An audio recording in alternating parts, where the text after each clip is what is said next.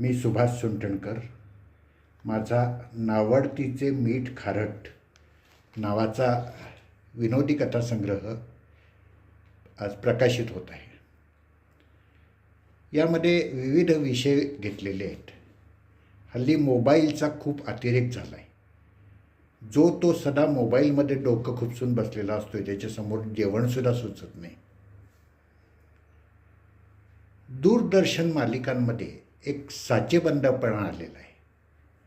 दूरदर्शन मालिका बघायला गेलो की आपल्याला ठराविक दृश्य दिसतात. कित्येक वेळा आपण पुढे काय घडणार ते सांगू शकतो. अशा प्रकारच्या ह्या मालिका झालेल्या आहेत. जिकडे तिकडे संप होत असतात. या संपांमुळे जे नागरिकांचे हाल होतात ते विनोदी पद्धतीने मांडण्याचा मी इथं प्रयत्न केलेला आहे. आणखी एक म्हणजे सवंग लोकप्रियता. उथळपणा खूप वाढलेला आहे.